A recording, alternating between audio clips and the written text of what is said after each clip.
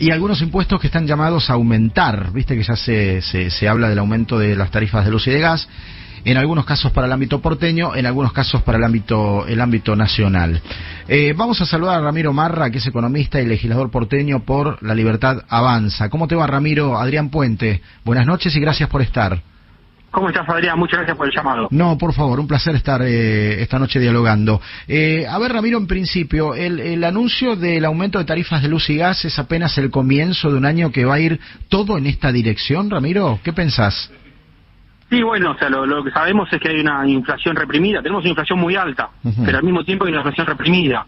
Hay muchos controles de precios, mucha regulación de tarifas, y todo eso son problemas para el futuro. O sea, que en un momento salen, y bueno, ahora ya estamos viendo que está saliendo de las tarifas justo en una semana donde tendríamos que estar festiva, donde estamos todos pensando en la Navidad, en el Año Nuevo, y obviamente te meten el aumento para que los medios no tengan tanta llegada a la gente, para que la gente se dé cuenta de lo que va a pasar. Pero bueno, lo vamos a sentir en nuestro día a día, porque nos va a volver a bajar la calidad de vida. Estos son los problemas que ellos postergaron, que no los querían solucionar, y cuando vos postergás un problema, el problema se agranda. Aunque no nos guste, claramente hay tarifas que están atrasadas, que llevan un montón de tiempo de congelamiento. Entre ellos, por ejemplo, hasta el litro de nafta también, ¿no? Si vamos a revisar todo. Exacto, y dicen que todavía va a tener 3 meses más de retraso, y todo eso es consecuencia de que nos quieren mentir. Es parte de una mentira, nos quieren hacer una mentira. Y cuando la verdad empieza a salir a la luz, las cosas cuestan más. Porque vos no lo tenés previsto, vos no tenés previsión, vos no tenés en cuenta que te van a aumentar la tarifa porque no te la vayan aumentando. Entonces te distorsiona tu economía. O sea, por querer ocultar inflación, te generan más inflación y más distorsiones en otro momento. O sea, no solucionan el problema. Es lo mismo que pasa con los controles de precio. Por eso todo lo que tiene con los controles de precio, las consecuencias son las que estamos viendo ahora de un 20% de aumento de las tarifas. Ramiro, ¿cuál sería el punto de equilibrio entre actualizar las tarifas, cosa que es necesario, incluso por una cuestión de inversión, de calidad de servicio y demás, sin que nos golpee tanto a nosotros los contribuyentes, ¿verdad? ¿Cómo sería la fórmula ideal? Bueno, el punto de equilibrio no viene del sector privado, no viene de los consumidores ni de las empresas. El punto de equilibrio viene del lado de los gobiernos, viene del gasto político, viene del mal financiamiento del déficit fiscal, que es con la emisión monetaria, porque eso genera inflación y genera un montón de distorsiones. Entonces una empresa no puede hacer previsiones para hacer inversiones.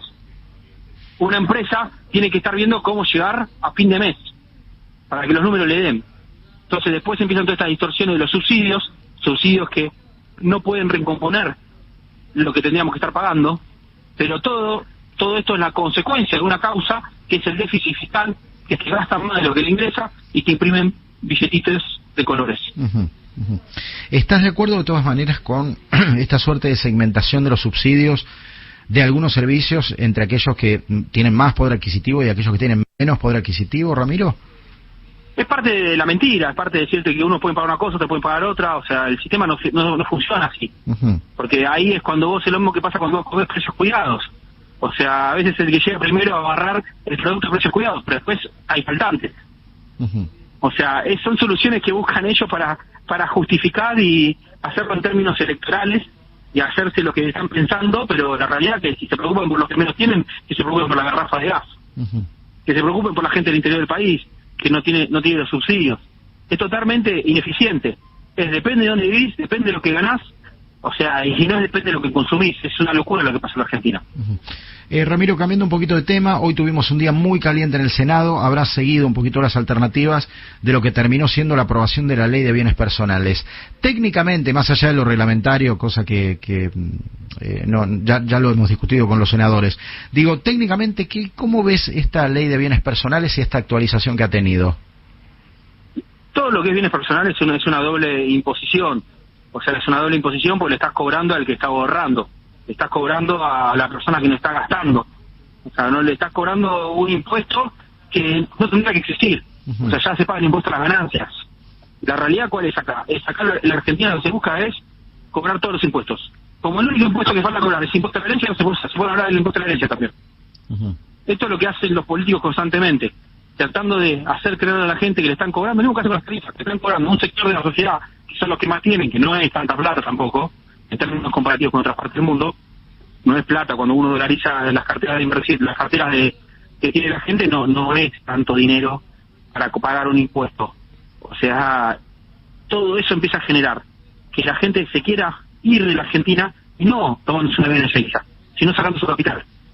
Entonces, ¿después qué va a pasar? Van a decir, hay 300.000 millones de dólares afuera del país. Sí, por supuesto, no afuera del país. Si estás cobrando los impuestos, en otro lado no te los cobran.